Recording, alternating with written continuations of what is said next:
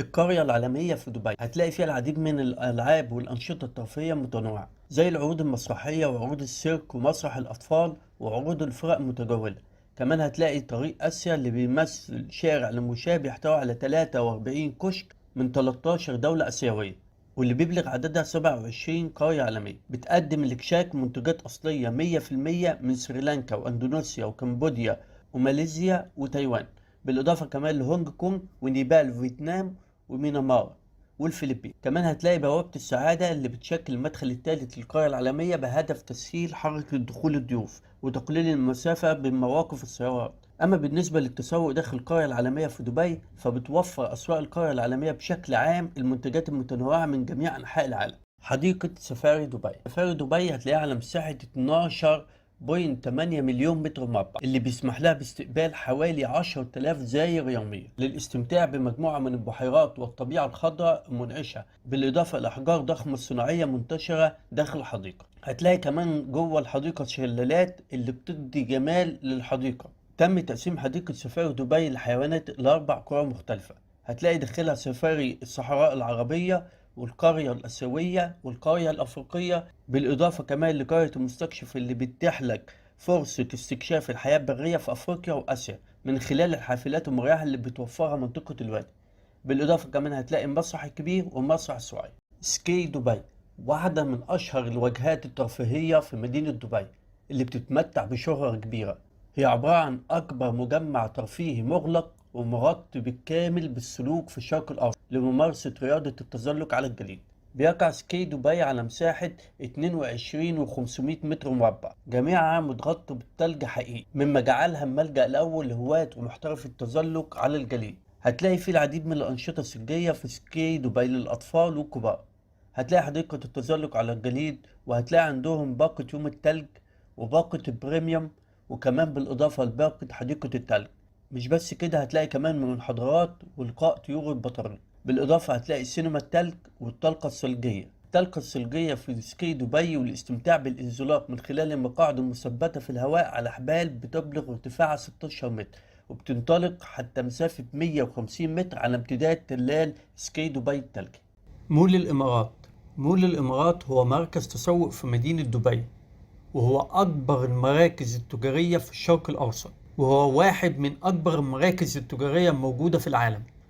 تم افتتاحه في عام 2005. هتلاقي فيه الكثير من المحلات العالمية وجميع الماركات، بالإضافة لعدد كبير من المطاعم والكافيهات. بيضم 630 منفذ للبيع بالتجزئة و6900 مكان لوقوف السيارات. مش بس كده، ده فيه كمان أكتر من 100 مطعم ومقهى داخل المول، وهتلاقي فيه كمان 80 متجر فاخر و250 متجر رئيسي. كمان هتلاقي فيه واحد من أشهر الأماكن السياحية الموجودة في مدينة دبي هو سكي دبي. سكي دبي هتلاقيه داخل مول الإمارات، وهو منتجع تزلج داخلي وحديقة ثلجية، وهو أول منتجع تزلج داخلي وحديقة ثلجية في الشرق الأوسط. مش بس كده، انت كمان هتلاقي مسرح دبي ومركز الفنون اللي بيتسع ل 500 مقعد، وهو واحد من أشهر المولات على مستوى العالم. أتلانتس أكوا بارك واحدة من الأماكن السياحية المشهورة جدا في مدينة دبي، وهو أتلانتس أكوا بارك. هتلاقيها موجودة في مدينة دبي، وهي واحدة من أجمل الأماكن الترفيهية للكبار والصغار.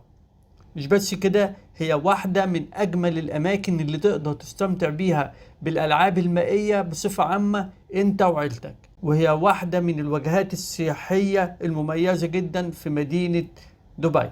حديقة زهور في العالم، أو أكبر حديقة نباتات في العالم، وهي حديقة ميركل جاردن الموجودة في دبي. ميركل جاردن في دبي بتبلغ مساحتها 72 ألف متر مربع، تضم مجموعة رائعة من المباني والهياكل الشهيرة المكسوة بأكثر من 50 مليون زهرة ملونة.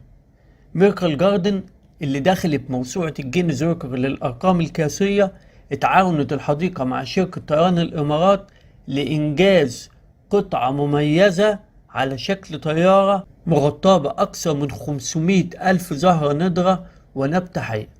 بتعتبر ميركل جاردن دبي أجمل حدائق الزهور في العالم وأكبر حدائق الزهور على مستوى العالم. عشان كده ميركل جاردن دخلت موسوعة الجينيز ريكورد للأرقام القياسية كأكبر حديقة أزهار طبيعية على مستوى العالم. متحف المستقبل في دبي. متحف المستقبل في دبي هو أول متحف في العالم بيتم بناؤه بدون أعمدة، وهو مكون من 7 طوابق بتبلغ مساحته 30,000 متر مربع وعلى ارتفاع 77 متر. بتكون واجهته من 1024 قطعة فنية مصنعة بالكامل من الروبوتات والأزرعة الآلية.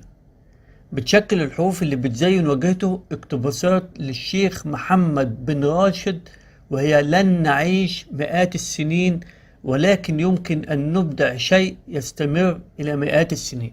بيتم تغذية المتحف ب4000 ميجا وات من الكهرباء اللي بيتم إنتاجها من الطاقة الشمسية. بيرتبط المتحف بأبراج الإمارات بجسر طوله 69 متر، وكمان بيرتبط بمترو دبي بجسر طوله 212 متر. سعر التذكرة 145 درهم إماراتي للشخص الواحد. متحف المستقبل برضو دخل موسوعة الجينيز ريكورد للأرقام القياسية كأول متحف في العالم بيتم بناؤه بدون أعمدة. أكبر أكواريوم في العالم سي وورلد أبو ظبي. سي وورلد أبو ظبي هو أكبر الأحواض المائية للحياة البحرية على مستوى العالم. سي وورلد أبو ظبي بيدخل في موسوعة الجينيز ريكورد للأرقام القياسية كأكبر الأحواض المائية للحياة البحرية على مستوى العالم. بيحتوي على 25 مليون لتر من المياه، وبيضم أكتر من 68 ألف كائن بحري بما فيهم أسماك القرش وأسراب الأسماك وأسماك مانتاراي والسلاحف البحرية. أكواريوم أبو ظبي على مساحة إجمالية بتقارب 183 ألف متر مربع، وبيضم 5 طوابق داخلية، وهو واحد من أكبر الأحواض المائية وأجمل الأحواض المائية على مستوى العالم. لو كنت من هواة الحدائق المائية والأكوا بارك فأنت في واحد من أكبر الحدائق المائية على مستوى العالم. أنت في أكبر حديقة مائية قابلة للنفخ في العالم موجودة في مدينة دبي. بتبلغ مساحة الحديقة المائية الضخمة القابلة للنفخ 42,200 متر مربع، وبيبلغ طوله أكثر من 77 متر وبعرض 33 متر، وهي مليئة بالقلاع النطاطة والمنزلقات وجدران التسلق وعدة منزلقات، بالإضافة كمان لجدران الجري وأراجيح الحبال والعديد من العوائق المائية الممتعة. فتح في 2016 على شاطئ GBR. بيقدم الترفيه الجسدي من خلال مسار حواجز، وهو مصمم لاستيعاب جميع الفئات العمرية. بيضم حوالي 100 عائق ويمكن أن يستوعب حوالي 500 شخص. بيجمع بين التحديات الممتعة والأنشطة البدنية للزوار. ديب دايف دبي أو أعمق مسبح في العالم أو المسبح المرعب. ديب دايف دبي هو حمام سباحة بعمق 60 متر وبيحتوي على 14 مليون لتر من المياه العذبة، وهو أعمق حمام سباحة موجود في العالم. تم تصميم حمام السباحة ليحاكي مدينة غارقة من حوائط وغرف مفروشة، بالإضافة لسيارة غارقة. كما يمكن استخدام حمام السباحة كموقع تصوير تحت الماء. تم افتتاح حمام السباحة في عام 2021. ديب دايف دبي دخل موسوعة الجينيز ريكورد على أعمق حمام سباحة موجود في العالم.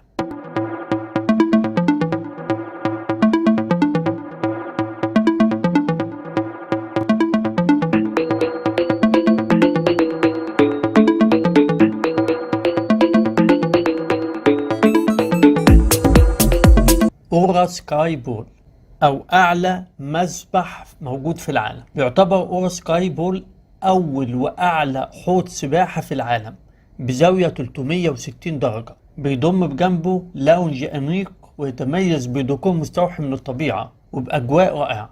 أورا سكاي بول في الطابق 77 من برج ذا بالم تاور للاستمتاع بالسباحة في حوض بيعلو 200 متر عن سطح الأرض، وبتبلغ مساحة حمام السباحة 750 متر مربع. بيوفر إطلالات خلابة على نخلة جميرة وبرج العرب بالإضافة كمان لعين دبي. بيفتح يوميا من 10 صباحا وحتى غروب الشمس، وبتبدأ أسعار التذاكر فيه من 170 درهم إماراتي للشخص الواحد. برواز دبي أو أكبر إطار صورة موجود في العالم. برواز دبي هتلاقيه بيقع في إمارة دبي، وهو أحد معالم دبي. بيبلغ ارتفاعه 150 متر وعرضه بيوصل ل 93 متر. الهدف من بنائه هو إظهار معالم إمارة دبي الحاضر والماضي في أيقونة فنية ضخمة. افتتح برواز دبي في شهر يناير من عام 2018.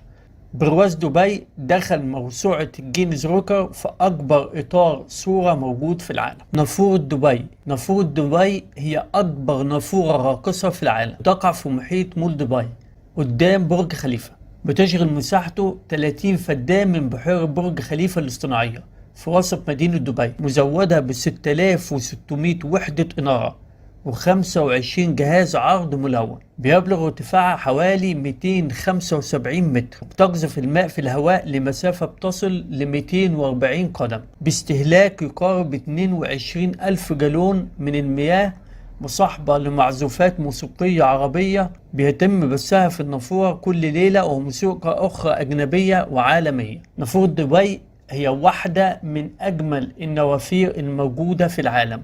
نافورة دبي دخلت موسوعة الجينيز ريكورد كأكبر نافورة راقصة في العالم. أطول برج سكني في العالم برج بنغاتي. برج بنغاتي هو أطول برج سكني في العالم موجود في مدينة دبي. برج خليفة. برج خليفة هو أطول برج في العالم، تم افتتاحه في عام 2010. بيبلغ ارتفاع برج خليفة 829 متر، وهو واحد من أجمل الأبراج على مستوى العالم. بيحتوي برج خليفة على 57 مصعد و8 سلالم متحركة، وهو واحد من أجمل الأبراج على مستوى العالم. برج خليفة دخل موسوعة الجينيز ريكورد لأطول برج في العالم. واحد من أشهر الأماكن السياحية في مدينة دبي وهو سوق الذهب. سوق الذهب أو محلات الذهب الموجودة في مدينة دبي بيتباع فيه العديد من قطع الذهب والحلي بأحجام وأشكال متعددة، سواء سبائك ذهب أو كيلوغرامات. تم تأسيس سوق الذهب في دبي عام 1940، واللي أسس السوق الذهب في دبي هم مجموعة من التجار سواء من الهند أو إيران. بيتميز سوق الذهب في دبي بكونه أكبر سوق للمجوهرات والحلي في العالم. هتلاقي في سوق الذهب حوالي 400 محل بيبيع الذهب. هتلاقي كتير من التجار الهنود والتجار الإيرانيين في سوق الذهب. كمان سوق الذهب في دبي واحد من الأسواق المميزة جدا على مستوى الدول العربية، وحتى مميز جدا على مستوى العالم. بيعد سوق الذهب في دبي واحد من الوجهات السياحية مهمة جدا لجميع السياح اللي بتيجي في دبي. في نهاية الفيديو يا ريت لو الفيديو عجبكم يا ريت تدعموني باللايك وتشتركوا عندي في القناة، ولو عندكم أي سؤال أو أي استفسار يا ريت تسيبوا لي في تعليق. شكرا ليكم واشوفكم في حلقة جديدة إن شاء الله، والسلام عليكم ورحمة الله وبركاته.